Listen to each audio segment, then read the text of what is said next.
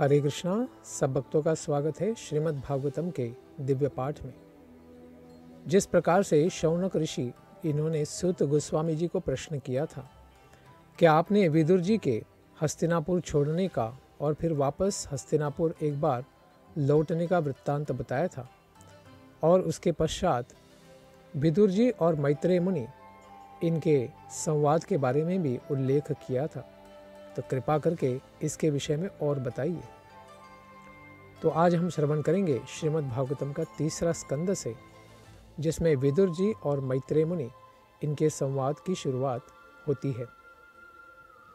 श्री शुक उवाच एवमेतत् पुरा पृष्टो मैत्रेयो भगवान् किल क्षत्रावनं प्रविष्टेन त्यक्त्वा स्वगृहं ऋद्धिमात्।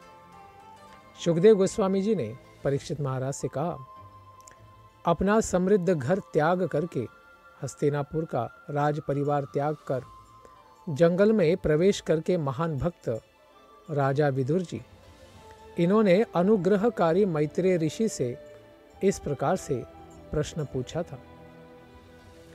क्या प्रश्न पूछा?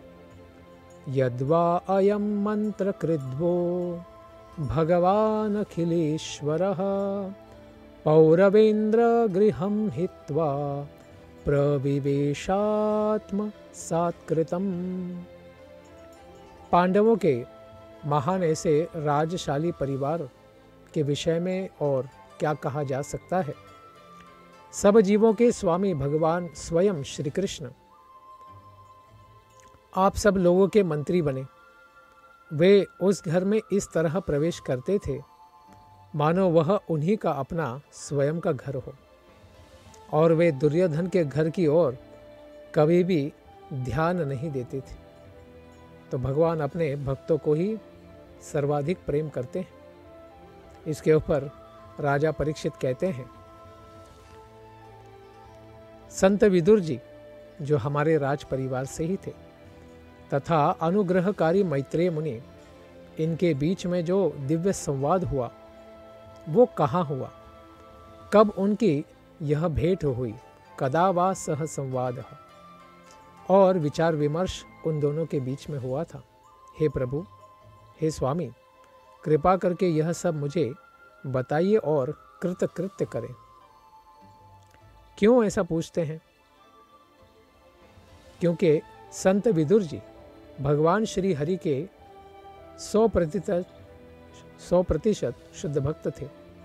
इसीलिए कृपालु ऋषि मैत्रेय मुनि इनसे पूछे गए उनके जो भी प्रश्न थे वे अत्यंत सार्थक, अत्यंत उच्च स्तरीय और विद्वानों के द्वारा प्रशंसित अवश्य हुए होंगे। और इसी प्रकार से ऐसे दिव्य प्रश्न और उत्तर हम भी सुनना चाहेंगे, क्योंकि संसार में सारा ज्ञान प्रश्नों और उत्तरों के द्वारा ही प्राप्त होता है। वो फिर एक शिक्षक, एक बालक या विद्यार्थी के प्रति हो, पिता पुत्र के प्रति, माता पुत्र के प्रति, पति पत्नी के प्रति, तो या भगवान और ब्रह्मा जी हो, तो सबके बीच में प्रश्न उत्तरों के द्वारा ही ज्ञान प्रवाहित होता है। तो इसी प्रसंग को सूत गोस्वामी भी सुखदेव मुनि से कह रहे हैं। महर्षि सुखदेव गोस्वामी अत्यंत अनुभवी थे और राजा से प्रसन्न हुए भी थे। इसीलिए राजा के द्वारा प्रश्न किए जाने पर उन्होंने इस प्रकार से कहा, कृपया इस विषय में आप ध्यानपूर्वक सुने। श्रूयताम इति। श्री शुक उवाच। राजा धृतराष्ट्र अपने अत्यंत भयानक और बेईमान पुत्रों का पालन पोषण करने की अपवित्र इच्छाओं के वश में रहकर अपने आध्यात्मिक अंतर्दृष्टि को खो चुके थे। बाहर से तो जन्म से वैसे भी अंधे थे, लेकिन उनकी बुद्धि भी अंधी थी।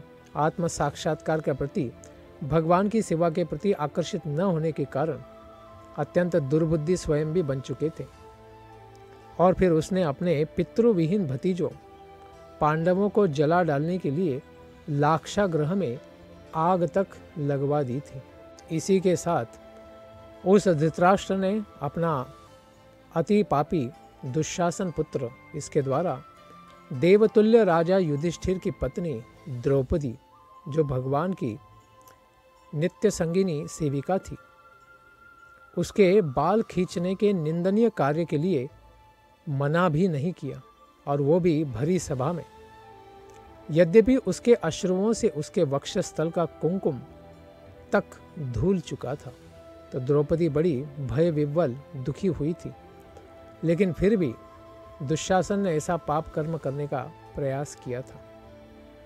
और युधिष्ठिर, जो स्वयं एक अजात शत्रु है, जिनके शत्रु ने कभी जन्म ही नहीं लिया था, क्योंकि वे किसी से छल या बैर का भाव नहीं रखते थे, लेकिन फिर भी दुर्योधन और उसके सहयोगी मामा शकुनी, इनके द्वारा जुए में छल पूर्वक ही उन्हें हरा दिया गया था।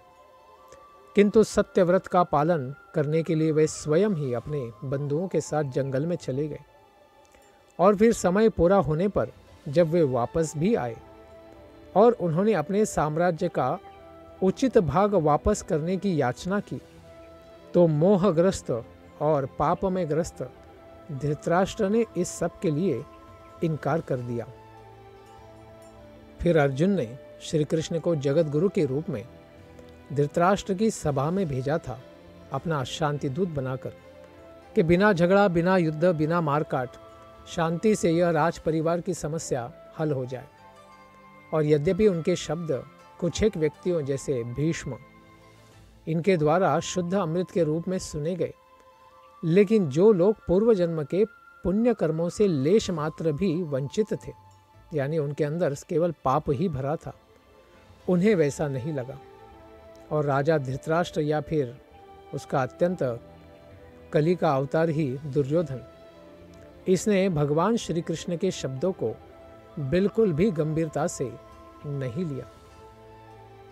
जब विदुर जी ने अपने ज्येष्ठ भ्राता धृतराष्ट्र, इसको मंत्री होने के कारण बड़ी मंत्रणा दी, उसके लिए भी बुलाया गए, तो वे राजमहल में प्रविष्ट हुए और उन्होंने अनेक ऐसे उपदेश देने का प्रयास किया जिसके द्वारा राजधर्म और भगवान के प्रति भी शरणागति दिखाने का भाव अगर धृतराष्ट्र रखें तो पांडव और कौरवों में सलाह हो जाए और सब शांतिपूर्ण दोनों रह सकते हैं। लेकिन उनका उपदेश सर्वविहित है और राज्य के दक्ष मंत्रियों द्वारा अनुमोदित है, फिर भी धृतराष्ट्र को वो मान्य नहीं हो पाया। विदुर जी ने क्या कहा था? धृतराष्ट्र, तुम्हें चाहिए कि तुम युधिष्ठिर को उसका न्यायोचित भाग राजगद्दी लौटा दो, क्योंकि उसका तो कोई शत्रु ही नहीं है और तुमसे उसका या तुम्हारे पुत्रों से कोई बैर भी नहीं है, और वह तुम्हारे अपराधों के कारण अकथनीय कष्ट स्वयं अपने बंधु, माता और पत्नी के साथ सह भी रहा है।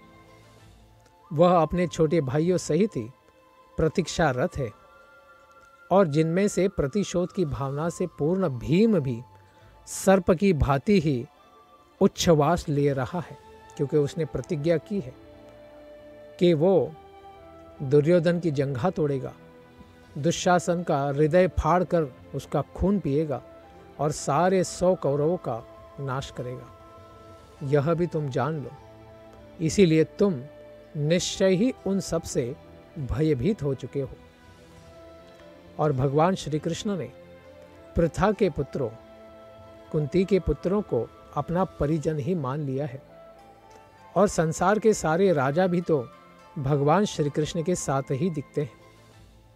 वे अपने घर में अपने समस्त परिवार और प्रियजनों से, यदुकुल के राजाओं और राजकुमारों के साथ, जिन्होंने असंख्य शासकों को पूर्व में ही जीत लिया है या उनका नाश कर दिया है, वे भी उपस्थित हैं, और वे उन सबों के स्वामी हैं, और सब लोग उनके शब्दों को बड़ा मानते हैं। तुम साक्षात अपराध रूपी ही हो, और तुम्हारा पुत्र दुर्योधन इसका तुम पालन पोषण कर रहे हो, और अपने अच्युत पुत्र के रूप में उसको समझ रहे हो, मानो उसकी कोई बात कभी भी असत्य या गलत या अधार्मिक नहीं होती। यही तुम्हारी सबसे बड़ी गलती है। इतना यथोचित उपदेश करने पर भी धृतराष्ट्र श्री कृष्ण से ईर्ष्या ही करता था और उसका पुत्र दुर्योधन भी। क्योंकि तुम इस तरह से भगवान श्री कृष्ण ने अभक्त का ही पालन कर रहे हो, जो स्वयं कली का ही अवतार है, इसीलिए तुम समस्त शुभ गुणों से विहीन हो गए हो। तुम यथाशीघ्र इस दुर्भाग्य से छुटकारा पालो और सारे परिवार का कल्याण करो, क्योंकि ऐसे पुत्र को पालना ही तुम्हारे सारे परिवार का नाश कर देगा। इसे त्याग दो। विदुर जी अत्यंत महान भक्त हैं और उनके चरित्र का तो सभी सम्मानित व्यक्ति स्वयं आदर करते थे। जब इस तरह वे बोल रहे थे तो दुर्योधन द्वारा उनको अपमानित किया गया। दुर्योधन क्रोध के मारे फूला हुआ था और उसके होंठ फड़फड़ा रहे थे। दुर्योधन कर्ण अपने छोटे भाइयों तथा अपने मामा शकुनी के साथ ही वहां पर उपस्थित था और फिर अत्यंत कुत्सित पापी शब्दों में वो बोलने लगा, इस रखेल के पुत्र को यहां आने के लिए किसने कहा है? यह इतना कुटिल, पापी और नीच है कि जिनके बल पर यह बड़ा हुआ है उन्हीं के विरुद्ध शत्रुहित में गुप्तचरी करता रहता है। इसे तुरंत इस महल से बाहर निकाल फेंको और बस इसकी केवल सांस के साथ इसको जाने दो। इस तरह अपने कानों से होकर बाणों के द्वारा बेध गए और हृदय के भीतर ही अत्यंत मर्माहत हुए ऐसे विदुर जी ने अपना धनुष दरवाजे पर ही रख दिया और अपने भाई धृतराष्ट्र के महल को, राज परिवार को, हस्तिनापुर को त्याग दिया। उन्हें कोई खेद नहीं था, क्योंकि वे तो माया के कार्यों को सर्वोपरि मानते थे। क्योंकि उन्हें पता था ये बहिरंगा शक्ति के द्वारा अहंकार विमूढ़ात्मा कर्ताहम इति मन्यते, इस प्रकार से भ्रमित हुआ ये धृतराष्ट्र और उसका पुत्र दुर्योधन है। इनको 100 वर्ष तक उन्होंने मंत्रणा दी, लेकिन फिर भी वे लोग सुधरने के लिए तैयार ही नहीं थे। फिर विदुर जी क्या कर सकते थे? अपने पुण्य के द्वारा ही विदुर जी पुण्यात्मा कौरवों के सारे लाभ प्राप्त करते थे। उन्होंने हस्तिनापुर छोड़ने के बाद फिर क्या किया? अनेक तीर्थ स्थानों की शरण ग्रहण की, जो भगवान श्री हरि के चरण कमल स्वयं ही है। उच्च कोटि का पवित्र जीवन पाने की इच्छा से ही उन्होंने उन पवित्र स्थानों की यात्रा करना प्रारंभ कर दिया। जहां जहां पर भगवान श्री हरि के हजारों दिव्य अर्चा विग्रह यानी रूप प्रकट हैं, उन सब का वे दर्शन करते और बड़े आनंद को प्राप्त करते। वे एकमात्र भगवान श्री कृष्ण का ही चिंतन करते हुए अकेले ही विविध पवित्र स्थानों जैसे अयोध्या, द्वारका, मथुरा से होते हुए यात्रा करके निकल पड़े। उन्होंने ऐसे स्थानों की यात्रा की जहाँ की वायु, पर्वत, बगीचे, नदियाँ तथा झीलें शुद्ध तथा अत्यंत निष्पाप थी और जहाँ अनंत भगवान के विग्रह मंदिरों की शोभा बढ़ाते थे, उन सब स्थानों पर भी जाकर उन्होंने भगवान का दर्शन किया। इस तरह तीर्थ यात्रा करते करते वो अपनी आध्यात्मिक प्रगति को संपन्न कर रहे थे और पृथ्वी का भ्रमण करते हुए उन्होंने भगवान श्री हरि को प्रसन्न करने के लिए कृत कार्य करते रहे। उनकी वृत्ति शुद्ध एवं स्वतंत्र थी। वे पवित्र स्थानों में जाकर वहाँ जो दिव्य नदियाँ हैं उनमें स्नान करके निरंतर शुद्ध होते रहे। यद्यपि वे स्वयं अवधूत वेश में ही थे, न तो उनके बाल संवारे गए थे, न ही वे लेटने के लिए उनके पास कोई बिस्तर भी था। इस तरह वे अपने तमाम परिजनों से अलक्षित रहे। कोई उन्हें देख न पाया, समझ न पाया कि ये व्यक्ति कौन है। इस तरह वे जब भारतवर्ष की भूमि, दिव्य भूमि में समस्त तीर्थ स्थलों का भ्रमण कर ही रहे थे, तो वे घूमते घूमते प्रभास क्षेत्र यहाँ पर जाकर पहुँच गए। उस समय महाराज युधिष्ठिर सम्राट थे। युद्ध के पश्चात और सारे जगत को एक सैन्य शक्ति तथा एक ही ध्वजा के अंतर्गत वे नियंत्रित कर रहे थे, सारे पृथ्वी के चक्रवर्ती सम्राट के रूप में ही। ऐसे प्रभास तीर्थ क्षेत्र में उन्हें यह पता चला कि उनके सारे संबंधी अत्यंत उग्र आवेश के कारण ही उसी तरह मारे जा चुके हैं जिस तरह की जंगल में बांसों के घर्षण से ही स्वयं ही उत्पन्न अग्नि के द्वारा सारा जंगल उन बाम्बू वृक्षों के साथ जला दिया जाता है जो उस अग्नि के कारण भी होते हैं। इसके बाद वे पश्चिम की ओर बढ़ते हुए जहाँ माता सरस्वती नदी बहती है वहाँ पर जाकर पहुँच गए और ऐसे दिव्य सरस्वती नदी के तट पर 11 दिव्य तीर्थ स्थल थे जिनके नाम हैं त्रित, उष्णा, मनु, पृथु, अग्नि, असित, वायु, सुदास, गो, गुह तथा श्राद्ध देव।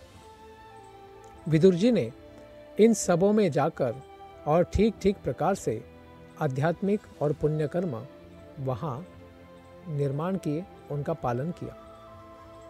वहाँ पर जाकर महर्षियों और देवताओं द्वारा स्थापित किए गए स्वयं भगवान श्री पुरुषोत्तम विष्णु के विविध रूपों से युक्त अनेक दिव्य मंदिर, उनका भी दर्शन किया। ये सारे मंदिर भगवान के प्रमुख प्रतीकों से अंकित थे और आदि पुरुष भगवान श्री कृष्ण का सदैव स्मरण कराने में सहाय्य करते थे। ऐसे सारे मंदिरों को जाकर उन्होंने सत्कार किया। उसके पश्चात वे अत्यंत धनवान प्रांतों जैसे सूरत, सौवीर, मत्स्य से होकर और कुरुजांगल नाम से विख्यात पश्चिमी भारत से होकर आगे गुजरे। अंत में वे जमुना जी के तट पर पहुँचे जहाँ उनकी भेंट भगवान के अत्यंत महान भक्त नित्य संगी उद्धव जी से हुई। तत्पश्चात अत्यधिक प्रेम और अनुभूति के कारण विदुर जी ने भगवान श्री कृष्ण के नित्य संगी तथा स्वयं बृहस्पति जो सारे देवताओं के कुलगुरु हैं, उनके पूर्व महान शिष्य रहे उद्धव जी को आलिंगन किया। उसके पश्चात विदुर जी ने भगवान श्री कृष्ण के परिवार का समाचार पूछा, क्योंकि हस्तिनापुर का समाचार सुखद नहीं था। उन्होंने पूछा, कृपा करके मुझे बताएं उद्धव कि भगवान की नाभि से ही निकले हुए कमल से उत्पन्न ब्रह्मा जी के अनुरोध पर ही अवतरित होने वाले दोनों आदि भगवान कृष्ण और बलराम, जिन्होंने हर व्यक्ति को ऊपर उठाकर संपन्नता की वृद्धि में उनका लाभ कराया है, ऐसे शूरसेन के घर में ठीक से तो रह रहे हैं ना? और कृपा करके यह भी बताइए कि कुरुओं के सबसे अच्छे मित्र हमारे बहनोई वसुदेव, जो भगवान के पिता हैं, कुशलतापूर्वक तो हैं, वे तो अत्यंत दयालु हैं। वे अपनी बहनों के प्रति पिता के तुल्य ही भाव रखते हैं और अपनी पत्नियों के लिए सदैव हंसमुख रहते हैं।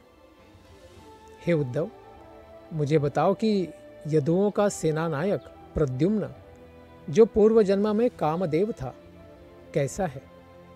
रुक्मिणी ने ब्राह्मणों को प्रसन्न करके उनकी ही कृपा से भगवान श्री कृष्ण से अपने पुत्र रूप में उस प्रद्युम्न को उत्पन्न किया था। हे मित्र, कृपा करके मुझे ये भी बताओ, क्या सात्वतों, वृष्णियों, भोजों और दाशारहों के राजा उग्रसेन अब कुशल मंगल से तो हैं? वे अपने राज सिंहासन की सारी आशाएं त्याग करके अपने साम्राज्य से दूर चले गए थे, किंतु भगवान श्री कृष्ण ने उन्हें पुनः राजगद्दी पर प्रतिष्ठापित किया है। हे भद्र पुरुष, सांब ठीक से तो है, वह भगवान के पुत्र ही है। वे पूर्व जन्म में शिवजी की पत्नी के गर्भ से कार्तिकेय के रूप में उन्होंने जन्म लिया था और अब वही कृष्ण की अत्यंत सौभाग्यशालिनी पत्नी उनके दिव्य भक्त जाम्बवान की पुत्री जाम्बवती के गर्भ से उत्पन्न हुए हैं। हे उद्धव, क्या युयुधान कुशल से तो है? उसने अर्जुन से सैन्य कला की जटिलताएं सीखी थी भगवान के कहने से, और उस दिव्य गंतव्य को भी प्राप्त किया जिस तक बड़े बड़े सन्यासी भी बड़ी कठिनाई से पहुंच पाते हैं, क्योंकि वे हैं भगवान श्री हरि के चरण कमल। कृपा करके मुझे यह भी बताओ कि श्वफल का पुत्र अक्रूर जी ठीक से तो हैं? ऐसे अक्रूर जी भगवान के अत्यंत शरणागत दोष रहित भक्त और उनके आत्मा ही हैं। उसने एक बार दिव्य प्रेम भाव से अपना मानसिक संतुलन ही खो दिया था, क्योंकि वे वृंदावन में भगवान का संदेश लेकर जा रहे थे और उस दिव्य वृंदावन के मार्ग की धूल में ही वो स्वयं गिर पड़े थे, और जिसमें भगवान श्री कृष्ण के पद चिन्हों को उसने अंकित हुआ पाया था और भाव विभोर वे हो गए थे। जिस तरह सारे वेद याज्ञिक कार्यों के आगार हैं, उसी तरह राजा देवक भोज की पुत्री ने देवताओं की माता के सदृश ही भगवान को अपने गर्भ में धारण किया था। देवक की पुत्री देवकी ने, क्या वह कुशल से तो है? क्या मैं पूछ सकता हूँ कि अनिरुद्ध कुशलतापूर्वक तो है? वह शुद्ध भक्तों की समस्त इच्छाओं की पूर्ति करने वाला है और प्राचीन काल से ऋग्वेद का कारण, मन का सृष्टा तथा विष्णु का चौथा स्वांश भी माना जाता है। तो ऐसे महान पुरुष स्वस्थ तो हैं। उसी के साथ अन्य लोग भी, जैसे ऋदिक, चारुदेशन, भगवान का भाई गद, सत्यभामा का पुत्र, जो श्री कृष्ण को अपनी आत्मा के रूप में ही मानते हैं और बिना किसी विचलन के उनके मार्ग का ही अनुसरण करते हैं, वे सब ठीक से तो हैं। अब मैं यह भी पूछना चाहूँगा कि महाराज युधिष्ठिर धार्मिक सिद्धांतों के अनुसार तथा धर्म पद के प्रति सम्मान सहित राज्य का पालन पोषण कर तो रहे हैं। पहले तो दुर्योधन ईर्ष्या से जलता रहता था, क्योंकि युधिष्ठिर कृष्ण तथा अर्जुन रूपी दोनों बाहों के द्वारा सर्वथा रक्षित रहे थे, जैसे वे उनकी अपनी भुजाएं या हाथ ही हों। कृपा करके यह भी बताओ कि क्या विषैले सर्पतुल्य और अजेय भीम ने पापियों पर अपना दीर्घकालीन क्रोध और जो तपस्या की थी, प्रतिज्ञा की थी, उसे पूरा कर लिया है? गदाचालन के लिए उसके कौशल को रणभूमि में कोई सह नहीं सकता था जब वह उस पथ पर चल पड़ता था। ऐसा महान भीम, इसने अपना प्रताप दिखाया है। और यह भी बताओ कि क्या अर्जुन, जिसके धनुष का नाम गांडीव है और जो अपने शत्रुओं का विनाश करने में और रथियों में सदैव विख्यात है, ठीक से तो है? एक बार उसने न पहचाने जाने वाले छद्म शिकारी के रूप में जो आए हुए स्वयं शिवजी थे, उनको बाणों की बौछार करके अत्यंत युद्ध कौशल में संतुष्ट किया था और उनसे पाशुपात अस्त्र भी प्राप्त किया था। क्या अपने भाइयों के संरक्षण में रह रहे जुड़वा भाई, वे लोग कुशल मंगल तो हैं? वे स्वयं देवताओं के वैद्य अश्विनी कुमारों के ही अवतार हैं। ऐसे नकुल और सहदेव ठीक से तो हैं? जिस तरह आँख पलक द्वारा सदैव सुरक्षित रहती है, उसी तरह वे भी प्रथापुत्रों द्वारा संरक्षित हैं, यानी युधिष्ठिर, भीम और अर्जुन के द्वारा, जिन्होंने अपने शत्रु दुर्योधन के हाथों से अपना न्याय संगत साम्राज्य उसी तरह छीन लिया है जिस तरह गरुड़ जी ने वज्रधारी इंद्र से मामरुत को छीन लिया था, अपनी माता को दास्यत्व भाव से मुक्त करने के लिए। हे स्वामी, क्या पृथा अभी भी जीवित है? कुंती देवी अभी भी जीवित है?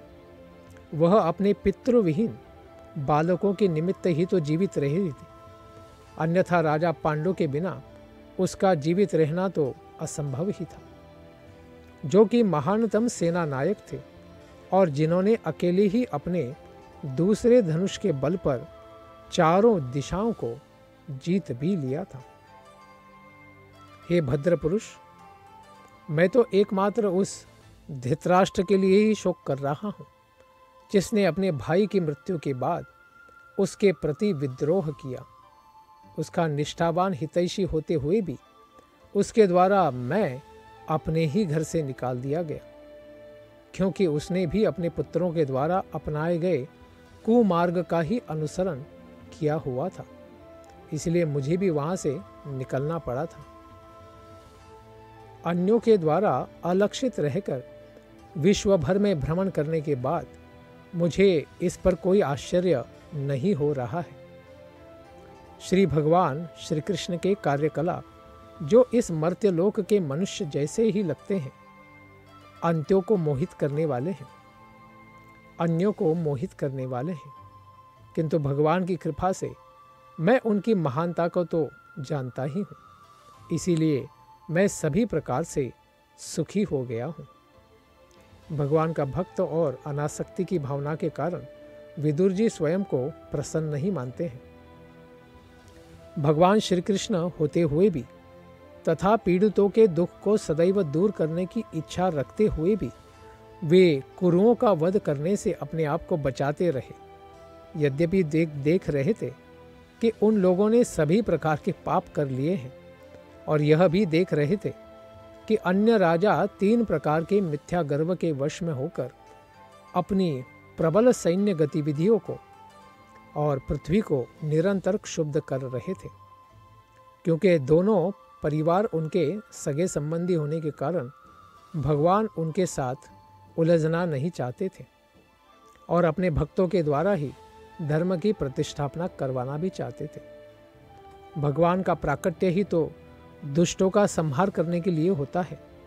उनके कार्यकलाप जन्म कर्मच में दिव्य होते हैं और समस्त व्यक्तियों के समझने के लिए ही किए जाते हैं। अन्यथा समस्त भौतिक गुणों से परे रहने वाले भगवान का इस पृथ्वी में आना, उसका प्रयोजन और क्या हो सकता है। केवल जगत का कल्याण करने के लिए वे प्रकट होते हैं। इसलिए हे मित्र, उन भगवान की महिमा का कीर्तन करो जो तीर्थ स्थानों में महिमा मंडित किए जाने के निमित्त ही है।